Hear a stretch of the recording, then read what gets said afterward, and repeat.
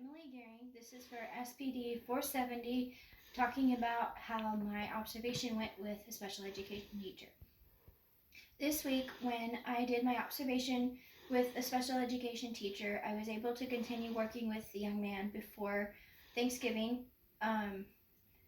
He's doing a little bit better with his counting. However, he's still struggling connecting numbers higher than, I would say, about 15 to what they equal to in amount. For instance, if there's 15 objects with the number 15, he can't make the correlation yet. So this week, because he was still struggling, we decided to reinforce his previous skills so that when it comes to building upon those skills, he's able to make the connection.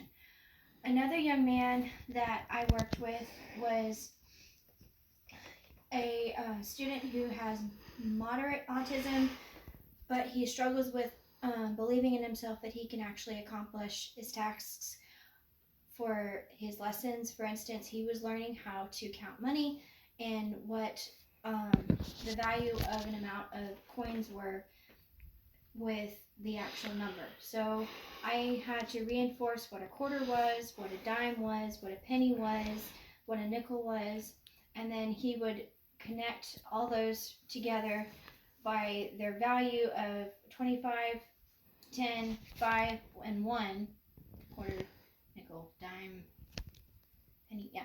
He would connect all of those together with what their value were and come up with the actual amount of change. For instance, he had one that was 2 quarters, one that was a dime, one that was a nickel, and one that had like 6 pennies. So then he would have to come up with what that amount was in number form to answer the word problem that he had above the amount of coins.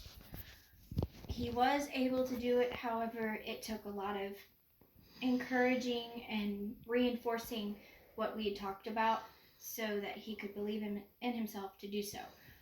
A way that he could correlate this to real life would be he would be able to connect what he's learning with counting money by, say, going shopping with his allowance with his mom or his dad and buying a toy. If he wasn't brave enough to talk to the clerk, he could count out the money to his mom, and then from there, his mom would give the money to the clerk for buying what he wanted.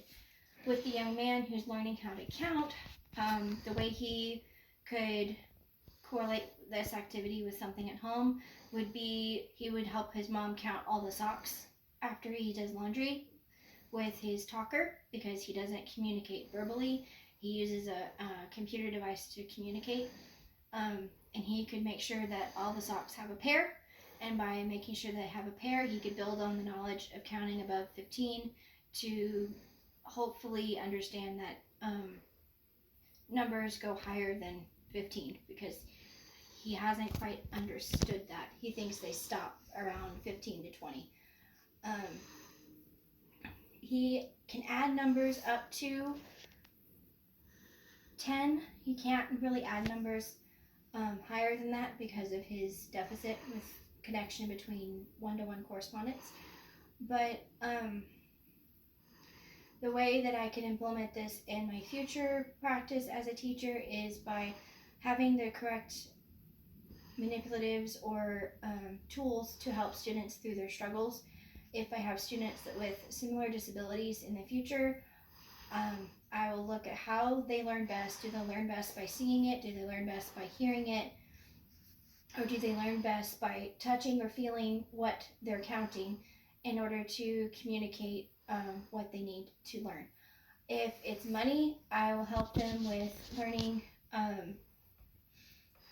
the value of the money and then correlating it with, say, spending money in the classroom shop for good behavior. This way they can correlate the amount of money with what something equals to make the correspondence between the two. I thank you for listening to my observation conversation, and I look forward to hearing your feedback. Thank you.